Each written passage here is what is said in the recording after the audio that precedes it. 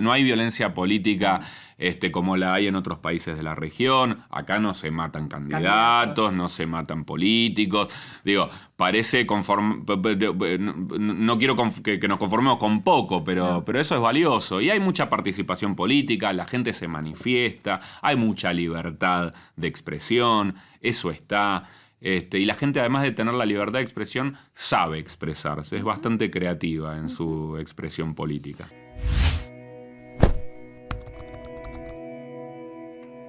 Bueno, Juan, muchas gracias por darnos este tiempo para pensarnos y pensar la democracia de acá del pasado y de cara al futuro. Siempre empiezo preguntándole a mis entrevistados si ¿recordás dónde estabas en octubre, diciembre de 1983? Eras muy chiquito, pero ¿cómo lo vivió tu entorno al menos? Mirá, yo nací en Brasil, porque mis viejos se habían exiliado allá en la dictadura, en Bahía. Y cuando se convocan elecciones, ellos vuelven, porque ahí ya, estaba la cosa más tranquila. Y al principio, no sé si el 10 de diciembre, si el 30 de octubre me agarró en la casa de mis abuelos, porque tuvimos una transición de vivir un poco en la casa de mis abuelos, en Palermo. Pero me acuerdo del clima electoral y de preguntarle a mi abuelo Raúl, quién era el presidente en ese momento, mientras yo veía la campaña de Alfonsín, de Luder, todas las campañas en la calle. Y él me decía, no, es un inútil. Y no me acuerdo que haya desarrollado demasiado la idea de la dictadura, pero sí me acuerdo que ni siquiera me quiso contestar quién era el presidente. Wow. Sí. ¿Y cuál es tu idea de democracia? ¿Esa idea de democracia fue cambiando a lo largo del tiempo? ¿Qué es la democracia para vos? Bueno, en ese momento tenía mucho que ver con la paz, ¿no? Que, dicho sea de paso, tenía mucho que ver también con la consigna de Alfonsín como candidato, ¿no? Pero tenía que ver con la paz desde el punto de vista familiar, ¿no? Habían padecido mucho la violencia de la dictadura. Y si bien ellos tenían una raíz, mis viejos tenían una raíz peronista, estaban con cierto agotamiento respecto del camino que había tomado el peronismo durante los 70 y antes. Entonces, si bien eran peronistas, estaban un poco, sobre todo mi vieja no tanto, pero mi viejo estaba un poco simpatizante ya de lo que representaba Alfonsín. Y eso fue variando como fue variando para todos, ¿no? Cuando empiezan a aflorar los problemas de la democracia, y con la democracia solo no se comía, no se curaba ni se educaba, sino que hacían falta tal vez o darle una intensidad diferente a la democracia, la participación popular, o entender que no es solamente una cuestión de regímenes políticos y hay otras cuestiones que forman parte de la ecuación del bienestar de un país, ¿no? Total, cuestiones no tan formales sino más sustantivas. Y a eso voy ahora. Si te traigo ahora 2023, se van a cumplir 40 años ininterrumpidos de democracia. ¿Cuáles pensás que son los problemas estructurales y los principales desafíos que todavía tiene esta democracia? En primer lugar, la pobreza, ¿no? Yo me dedico gran parte de mi tiempo lo dedico a hacer campañas electorales, ¿no? Y hay un indicador que es interesante, una correlación interesante en verdad, que es el vínculo entre el aumento de la pobreza y los resultados electorales de las campañas presidenciales. Cada vez que la pobreza desde el 83 para acá subió, el oficialismo no logró mantenerse en el poder. Y en cambio, cuando bajó, ese oficialismo logró ratificar su vigencia en las urnas. Y creo que en eso hay algo que la democracia está demostrando ser sabia, ¿no? Hay una prioridad que tiene la gente. Lo que pasa es que, no alcanza con el castigo a ese resultado para evitar que el resultado, en perspectiva de 40 años, no sea positivo. Claro. Y para justamente revertir esta situación, ¿cuál te parece que son los desafíos que tenemos por delante? Bueno, hay consensos no alcanzados respecto fundamentalmente de la redistribución o la generación de riquezas, ¿no? Hay lo que se llama el empate hegemónico, ¿no? Y que hace que ninguno de los dos modelos más visibles, antagónicamente visibles, que propone la política argentina, no resuelve, ¿no? Entonces tenemos periodos de gobierno que tienen políticas más redistributivas que otros, y después, pero que también tienen costos fiscales que no logran financiar. Y después vienen otros periodos de gobierno donde la redistribución se deja de lado y se avanza en tal vez buscar los financiamientos para eventualmente invertir en esa redistribución. Bueno, ese acuerdo la democracia no lo alcanzó, entonces estamos, digamos, yendo y viniendo a los tropezones. Es interesante lo que planteas porque se habla mucho del péndulo, de la incapacidad de tener políticas de Estado perdurables en el tiempo, y vos acá como que identificás dos modelos claros que tienen que ver con esto, la política redistributiva de los ingresos o no. Y con esto, con el tema de los acuerdos, ¿te parece que es un fin? O sea, que es algo importante que nos tenemos que dar la discusión de cómo construir consensos verdaderos, perdurables, o no? O sea, ¿es algo que tenemos que Creo que mirar? sí, pero creo que estamos muy, muy lejos de hacerlo, sí. Porque, de hecho, no es que yo no encuentro actores políticos relevantes de los últimos años o que hayan ocupado funciones públicas que descarten el acuerdo per se, ¿no? Digamos, siempre hay una frase muletilla que es: la grieta es el otro, ¿no? Entonces, si uno va a ir por el lado de la actual oposición, ellos van a plantear que los acuerdos no los quiere alcanzar el kirchnerismo. Si uno va al lado del kirchnerismo, dice: no, pero nosotros estamos planteando acuerdos, pero bajo estos parámetros, y la oposición nunca se sienta a dialogar con nosotros bajo los parámetros que nosotros proponemos hacer el acuerdo. Bueno, entonces no hay un punto de acuerdo sobre dónde hacer los acuerdos, así que no soy muy optimista en ese sentido. Porque además no es un fenómeno argentino, es un fenómeno que estamos viviendo en toda la región, ¿no? Sí, pero antes de ir un poco, ahora voy a hablar sobre la radicalización del debate público, pero me parece interesante esto de como que hubo una involución, porque cuando uno en estos conversatorios pudimos hablar con actores de los primeros años de la democracia, donde se hacía, donde el diálogo y el consenso con el otro era uno de los valores fundamentales, probablemente porque teníamos toda la etapa oscura atrás, donde había proscripción de los actores y no había libertad de expresión. Pero los primeros, los que estuvieron en funciones de poder en los primeros años de la democracia, hablan del diálogo y del consenso como un valor absoluto, como un valor muy importante en la construcción de democracia. Y 40 años después decimos que tenemos una democracia un poco más madura y pasa lo que decís, o sea, la grieta está en todos lados y creo que nos caímos todos en esa grieta. Ahí, ¿te parece que la opinión pública valora el consenso o no es un bien que sea valorado? Bueno, lo que pasa es que hubo consensos que siguen vigentes y que está muy bien que lo sean, a pesar de que a veces crujen, ¿no? Que tiene que ver con esto, con la no violencia política, con el respeto a la voluntad popular, etcétera, que cumplieron una función. Pero después hubo otros que, a la experiencia de estos 40 años, demostraron que era legítimo cuestionar esos consensos. El más claro fue el que desencadenó en la década, en la crisis del 2001, ¿no? Que tenía que ver en gran parte con el consenso de Washington, con la convertibilidad, con distintas políticas económicas que se habían tomado en el país, y que las dos fuerzas mayoritarias, tanto el peronismo como el radicalismo, sostuvieron, ¿no? Y que entró en una crisis política muy grave. Y que eso lleva a que mucha gente dijera: bueno, no estemos tan de acuerdo en todo, porque cuando estamos tan de acuerdo en todo, lo que termina pasando es que nos quedamos atados a políticas que tal vez no son beneficiosas, pero para mantener los equilibrios políticos y no hacer demasiado ruido, nos quedamos ahí, y después termina de la peor manera, ¿no? Entonces creo que ahí hay aprendizajes que todavía el sistema político no ha logrado metabolizar, ¿no? Hay que ver si tenemos el contexto necesario para encontrar, digamos, esas nuevas maneras de solucionar los conflictos políticos, el agonismo, en palabras, digamos, de Laclau, ¿no? Sí. Ahí vos hablaste de la pobreza y la necesidad de acuerdos. Creo que esa podría ser una bandera en la que todos nos podríamos poner de acuerdo, que es la prioridad número 1 de cara a cuáles son los desafíos de esta democracia. creo que lo que no nos podemos encontrar es en el cómo queremos, y tiene que ver con estos dos modelos que definís, ¿no? El cómo abordamos el tema de la pobreza.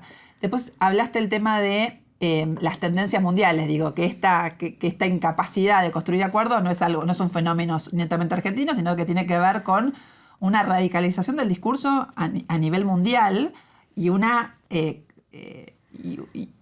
como un corte mucho menos profundo. O sea, no hay espacios por los nuevos medios, pero para generar un debate más profundo de cómo desarticulamos estos problemas. ¿Te parece que hay lugar o hay espacio? ¿Se puede hacer un buen uso de las nuevas tecnologías para construir estos acuerdos? ¿Se pueden discutir los cómo también en este nuevo ecosistema de medios? No soy optimista por lo que veo en el mundo y además por la dinámica que tienen los procesos electorales ahora también en el mundo, digamos. En toda la escuela de comunicación política y marketing electoral había una tradición que ensalzaba al candidato catch-all, ¿no? Al candidato que buscaba quedar bien con la mayor cantidad de gente posible, digamos, de hablarle al votante medio. Y eso, década de los 90, digamos, es el momento de mayor auge de ese paradigma, ¿no? Acá se hablaba mucho cuando aparece Durán Barba y explica la campaña de Macri, pero eso es algo que ya, digamos, formaba parte de las estrategias electorales hace bastante tiempo en todo el mundo, en Argentina también, ¿no? Y a tal punto que en ese momento, en los 90, se discutían esas posturas. Eliseo Verón decía, bueno, cuidado con hablarle solamente al votante medio porque estás licuando las identidades políticas y eso puede generar un problema porque al final de cuentas las identidades políticas son las que generan la representación más sólida de un sistema democrático. Sí. Bueno, ese paradigma se abandonó en casi todo el mundo, ¿no? Y se empieza a comprobar que por lo menos por ahora las estrategias electorales más exitosas tienen que ver más con los contrastes fuertes, con la polarización más explícita, con representar identitariamente núcleos duros y desde ahí ampliar más que ir al centro y después ver ir a dónde los uno extremos y después tender al centro. Y eso electoralmente rinde y no se le puede pedir nunca a un político que vaya en contra de sus intereses propios, porque así no funciona el sistema, porque el incentivo no está para hacer eso. Y así, bueno, vemos que no solo es una cuestión de la Argentina y la grieta bautizada por la nata, sino en Estados Unidos, en Brasil, en Chile, en Perú, en Colombia, en Uruguay, en donde vayamos, vamos a encontrar de alguna manera cómo se manifiesta esta polarización que cada vez es más radicalizada. Si salimos del continente también lo vamos a encontrar. Con el condimento especial de que cada vez genera gobiernos que en por lo menos contexto económico global, duran menos. Entonces teníamos el año pasado tuvimos a Boric ganando desde afuera del sistema por izquierda las elecciones en Chile para reformar la constitución de Pinochet, y este año gana la elección para reformar la constitución de Pinochet el pinochetismo. Sí. O sea, vas a tener una constitución más pinochetista que la de Pinochet, porque va a ser un pinochetismo actualizado a las necesidades del presente. Total. Y eso es muy inestable, digamos. Y lo mismo está pasando en todos lados. Los oficialismos pierden. Algunos hablan de a veces que hay ola progresista porque en toda América hay muchos gobiernos con esa identidad ideológica. Pero la realidad es que lo que está mandando es la derrota oficialista. Si uno repasa de Canadá para Argentina, pasando por todos los países, son muy contados con los dedos de una sola mano los que lograron reelegir. México, Venezuela, El Salvador, y no sé si me estoy olvidando alguno, Paraguay, hace pocos días atrás. Entonces está muy complicado. ¿Y esa inestabilidad podríamos decir que debilita a la democracia o no? ¿O es simplemente un cambio de signo que va a seguir? Bueno, si uno ve los emergentes, ¿no? Los seguidores de Trump tomando el Capitolio, y Trump, después de haber perdido su reelección y después de que sus seguidores tomaran el Capitolio y después de que eliminaran sus cuentas en las redes sociales, es sin lugar a dudas el candidato republicano más competitivo. Bueno, que significa que hay algo que está medio deslegitimado en el sistema Totalmente. democrático. Bolsonaro replicando la misma experiencia, o acá en Argentina todavía no sabemos cuál es el compromiso con la democracia de Javier Milei, pero lo que representa, si uno hace una analogía fácil, digamos, indicaría que estamos yendo hacia valores que no necesariamente tienen que ver con esos consensos que hablábamos antes. Y bueno, ¿no? ¿y cómo se hace oír una propuesta más moderada en esta discusión tan extremista? Es que no necesariamente se trate de moderación. En todo caso, se trata de representar genuinamente y con responsabilidad los intereses que uno tiene que representar. Y hacerlo con eficacia, ¿no? Digamos, hay a veces que, digamos, hay tener cierto pragmatismo a la hora de ofrecer soluciones a la gente que uno representa y conducirla. Bueno, yo creo que se hace con política, ¿no? Digamos. Totalmente se hace con política, pero se necesita tiempo también para explicar un poco esa representación de ese interés o esa solución, o por qué ese extremo no propone nada que sea perdurable y constructivo. Sí, bueno, desde ese lugar las redes, la comunicación podría ayudar a, si se profesionaliza mucho en la política, cosa que todavía falta un amplio recorrido para eso, podría ayudar a generar redes de contención, digamos, redes que articulen consensos necesarios. Ahora, la realidad es que también lo que vemos con la radicalización es que las tecnologías tal vez están favoreciendo, ¿no? Pero tampoco se entiende demasiado cómo. Porque, por un lado, hay dos corrientes de análisis de cómo es que las redes sociales están influyendo en la radicalización. Por un lado, una postura que dice: las redes los algoritmos de las redes nos agrupan con gente que piensa igual que nosotros, entonces hablamos en burbujas de sentido dentro de una cámara de eco donde solamente escuchamos lo que queremos escuchar y por eso nos alejamos del que está lejos. Sí. Y después hay otra teoría que establece que en verdad es al revés. Es la fragmentación de medios hace que recibamos muchos más contenidos y mucha más información que antes, incluso información que nos desagrada y que antes no aparecía porque formaba parte de la discusión hegemónica, de los consensos absolutos, y cuando las vemos nos desagradan porque no la conocemos, nos dan miedo, nos enojan y entonces nos enojamos más y tenemos el canal para expresar nuestro repudio a esa persona que tenemos enfrente. ¿Cuál es tu visión? ¿Intermedia? Yo creo que falta mucha investigación porque es un fenómeno muy actual y no sé qué pensar. Por las dudas pienso un poco de las dos cosas porque, bueno, yo soy un profesional, no necesito hacer teoría, necesito tomar decisiones en la práctica.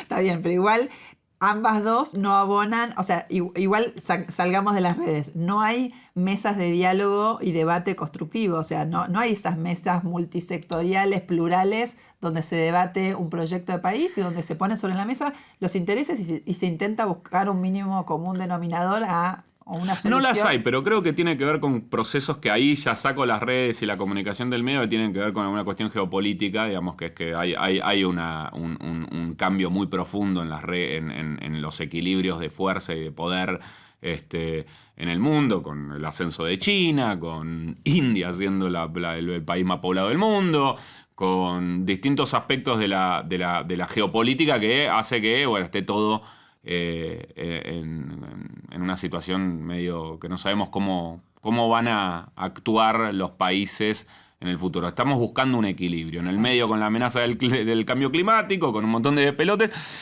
creo que hay mucha inestabilidad y que no hay liderazgos, no en Argentina, sino a nivel global, que puedan tranquilizar, ¿no?, estas tensiones que se están y desarrollando. Cuando decís que se construye desde la política, es de abajo hacia arriba, es construyendo liderazgos que representen, que escuchen las necesidades y que representen una salida, una solución a los problemas comunes.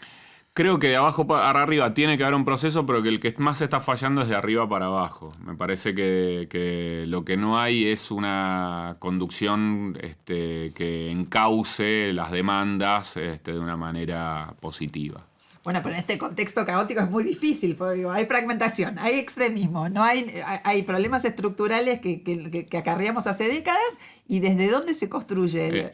Es muy difícil, por eso no hay muchos líderes políticos. Por eso no sos optimista. Por eso no soy optimista y por eso nos sobran los líderes políticos. Bueno, para el final vamos históricos. A necesitar algo más optimista, a ver si podemos encontrar por dónde construimos un futuro distinto. Sí, es que, a ver, después Argentina tiene un capital que tiene mucho que ver con las libertades y la democracia, ¿no? Que tiene que ver con algo que parece ser una verdad de perogrullo, pero que tiene que ver con la capacidad de la gente, la capacidad intelectual, con la formación, con el nivel educativo que hay incluso hoy todavía, con el capital humano, con además oportunidades que vuelven a aparecer después de todas las crisis, ¿no? Es como todavía no terminamos de desandar esta crisis que estamos viviendo hace bastantes años y ya sabemos que el litio es una oportunidad importante que no tenemos que desaprovechar, que finalmente Vaca Muerta va a empezar a dar los frutos que tiene que dar, que hay un gasoducto construido para que las cosas sucedan. Digamos, existen todavía, digamos, es como que la capacidad de levantarse que tiene Argentina, que digamos, parece que sigue vigente. E incluso frente a los discursos extremos y radicalizados, uno cuando los ve en campaña, decíamos Milei acá, pero podríamos ir a Bolsonaro y a Trump, son una cosa, después en el gobierno hay condicionamientos institucionales que claramente les impiden hacer todo lo que denotan. Por suerte. Por suerte. Eso es algo positivo para tener Eso es algo positivo. En el gobierno parece ser que nada es tan radicalizado como en la campaña o en las palabras. ¿No? Y esperemos que eso siga siendo así. Y esperemos que eso siga siendo así. Sí. Bueno, y dos preguntas. No hay violencia política como la hay en otros países de la región. Acá no se matan candidatos, no se matan políticos.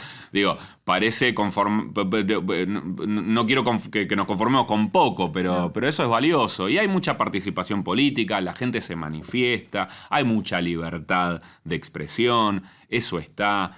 Y la gente, además de tener la libertad de expresión, sabe expresarse, es bastante creativa en su expresión política. Bueno, pero ahí ya me tiraste una punta. Entonces, en estas oportunidades quizás tenemos una oportunidad de construir consensos, porque al menos vamos a tener que ponerlos sobre la mesa y generar un camino para ver cómo aprovechamos esta oportunidad para revertir el deterioro y generar un proceso de crecimiento. Quizás esa es una punta para explorar. Bueno, yo no sé si vamos a alcanzar un consenso. Lo que sí sé es que para alcanzar un consenso el requisito es que la gente converse. Los argentinos, si hay algo que tienen, es la habilidad de conversar y expresarse y intercambiar información entre ellos. Entonces, desde ese lugar, mientras haya instancias para que la conversación pública se manifieste, se dé y haya espacios públicos de discusión, está viva la oportunidad para alcanzar mejores acuerdos y enriquecer más la democracia. Que esa conversación sea profunda y no caigamos en la descalificación del otro, porque sí, ahí creo que todavía, de vuelta, creo que hubo una involución en términos de no ver al otro como un enemigo, sino como alguien que tiene una mirada distinta y que puede aportar también a la búsqueda de soluciones a problemas que son complejos y multisectoriales.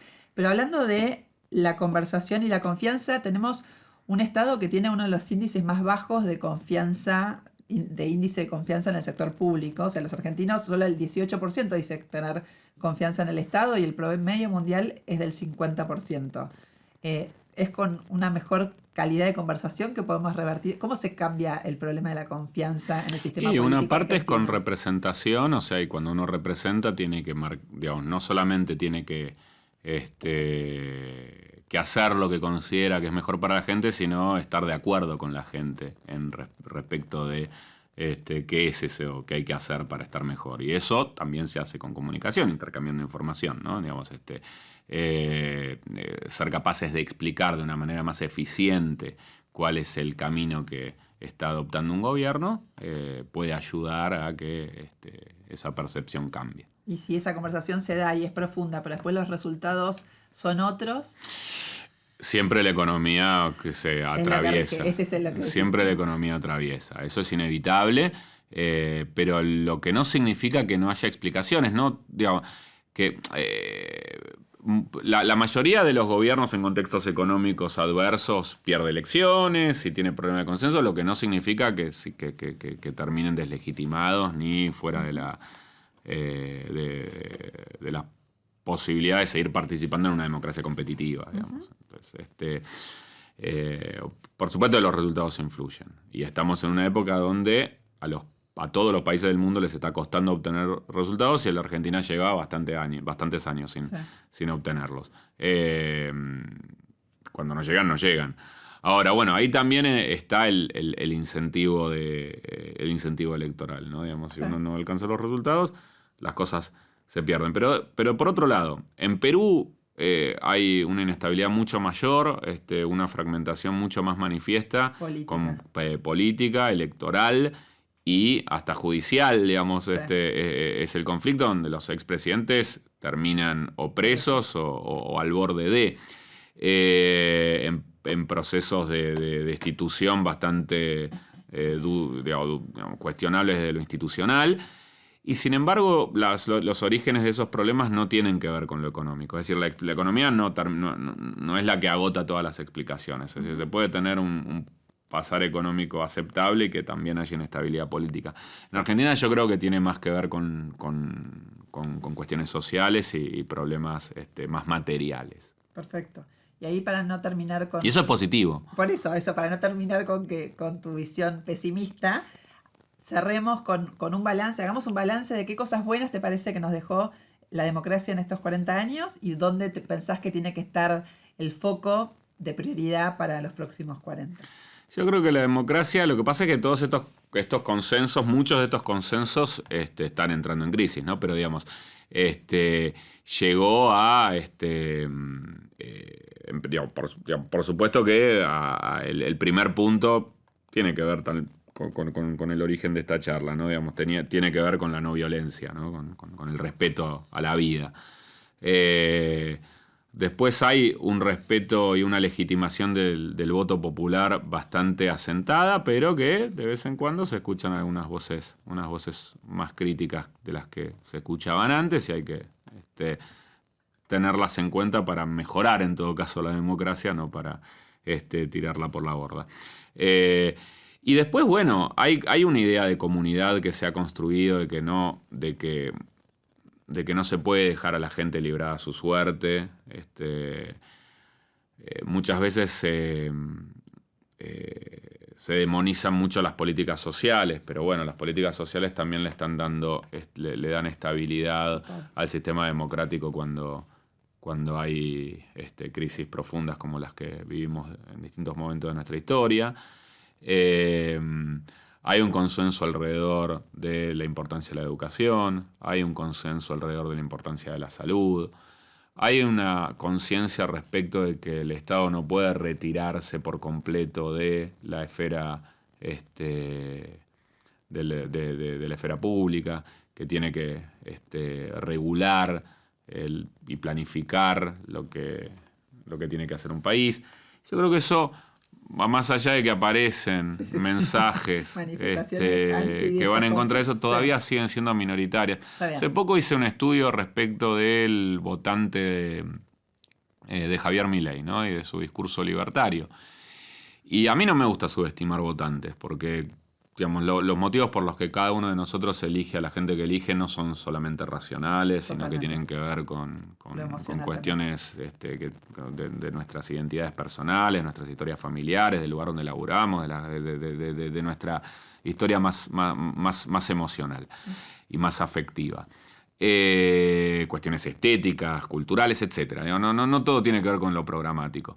Pero me llamó la atención el detalle, digamos, porque Milei es muy firme en su rechazo al rol del Estado, en su discurso, y sin embargo más o menos la mitad de sus votantes cree que el Estado tiene que intervenir en la economía. Cuando uno les pregunta, ¿no? ¿A quién vas a votar? A Milei. ¿Y crees que el Estado tiene que intervenir en la economía? Sí, tiene que intervenir. ¿Y crees que el Estado tiene que cuidar o proteger a la industria nacional? Sí, creo que tiene que proteger la industria nacional. Entonces, es decir, uno va al votante de Cambiemos o al votante del peronismo y también va a encontrar contradicciones entre lo que dicen sus candidatos o sus líderes y después lo que ellos piensan en su fuero personal o íntimo. Pero lo que está indicando es que tampoco creamos que estos consensos Estado son tan mayoritarios. Hay mucho que tiene que ver con la bronca y una frustración coyuntural que esperemos que no tenga acompañamiento masivo. Que claro, que no tenga perdurabilidad en el tiempo.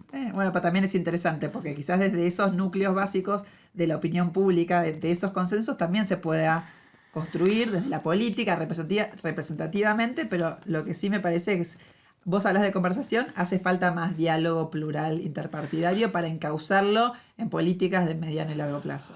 Hay que escuchar mucho a los otros, ¿no? Pero eso tal vez parece una verdad de perogrullo, ¿no? Hay que escucharse, Está bien, bárbaro, y hay que escucharse, pero también hay que escuchar mucho a los propios. Eso también vale, porque eso también ayuda a mejorar la representación y que cuando uno se sienta con un adversario a negociar, es decir, a buscar consensos, sepa de una mejor manera qué es lo que uno representa. Exacto, porque a veces hay una cierta confusión y uno se cree que los representa por unos motivos y en verdad se está representando por otros. Y eso enriquece el debate también. Por supuesto que sí. Bueno, muchas gracias por tu aporte. Gracias a vos. Muchas gracias. Esto es Apuntes de Democracia. En 2023 se cumplen 40 años del retorno y recuperación de la democracia en Argentina. ¿Qué aprendimos? ¿En qué nos equivocamos? ¿Cómo podemos proyectar un futuro mejor? ¿Cómo podemos construir una nueva agenda de prioridades comunes a todos los argentinos? Estas son algunas de las preguntas que nos hicimos con políticos, empresarios, académicos, referentes sociales, jueces, entre otros. Apuntes de Democracia busca ser un espacio de análisis crítico y plural del camino recorrido y una propuesta de posibles consensos para las próximas décadas. Para lograrlo, tenemos que conversar. Soy Natalia Fidel y te invito a reflexionar en busca de acuerdos.